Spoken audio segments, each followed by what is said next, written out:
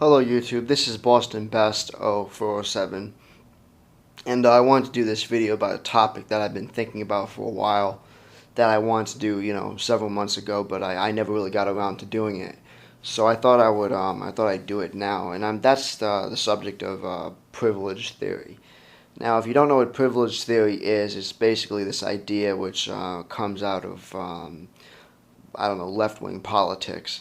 I'm not sure which kind of left-wing politics, mind you, because there's many kinds. But it's an idea that comes out of the left wing, and it's this idea that certain people are privileged by their culture.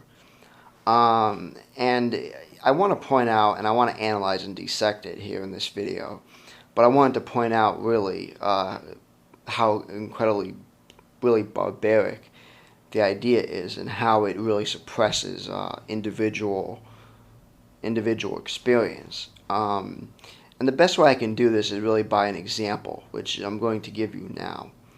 Now, well, I should start out by saying about what do people mean by privilege? Well, we already know what they mean. Probably the best examples are white privilege and male privilege, followed by, to a lesser extent, straight privilege and even cisgender privilege. And outside of that, there's probably 1,000 other privileges you can come across. Just different variations of it. I mean, you could probably say it about pretty much anything, which then becomes part of a kind of a patriarchy, whatever you call that stuff, which is like where everybody's privileged, but then everyone's oppressed in different ways, or something stupid like that. But anyway, I want to analyze this, and the best way I think I can do this, because the real problem with this, and why it needs to be analyzed and dissected anyway, is again that it suppresses individual experience to a large degree, not even to a large degree, to the whole degree. And so the best example I can give you, well, the best way I can do this, rather, is, like I said, by an example, which I'm going to give you now. Imagine there's two different people, right? You have a straight white male on one hand rather, and a lesbian black female on the other hand. One who, according to privilege theory, who is utterly privileged by society in every single meaningful way possible, versus another one who would be the most oppressed person in that society, on the other hand. But let's say these two people had radically different backgrounds. Let's say the straight white male grew up in a trailer park. He was poor, had no water in his house growing up. His father died when he was a kid. His mother was a drug addict, abusive. He had problems, dropped out of school when he was a kid, got into trouble, had every possibly bad thing happen to him, end up in prison. I mean, just every bad thing possible. Had a woman who, he married and then divorced him and stole his kids. Just bad luck situation after bad luck situation.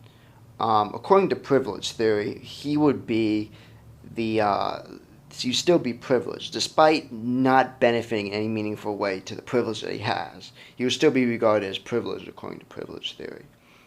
Now we look at the other person that I mentioned, the lesbian black female, who, according to privilege theory, would be the most oppressed person in the society.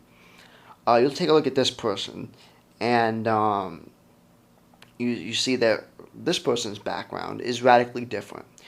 Grew up in an upper class home, with a nice family who were tolerant and accepting of her choices and background, things like that, or what she did. Wealthy family, had money. Was one of the people who actually had money. She knew nothing but good things, had good friends in high school, went to a tolerant school that tolerated her choices in life, and even her background maybe on some level. But these were her experiences. Not experiences that reflect the vast majority of her kinfolk, if you will, but reflected her experiences. Everything just went well for her. She went to college. She had a good job. Met a decent lover. Liberal background. All these things. According to privilege theory, she would be the most. She would still be the most oppressed person, because despite her individual experiences, she is still suffering as a result of being part of a minority group, even if she didn't even really necessarily experience anything like that.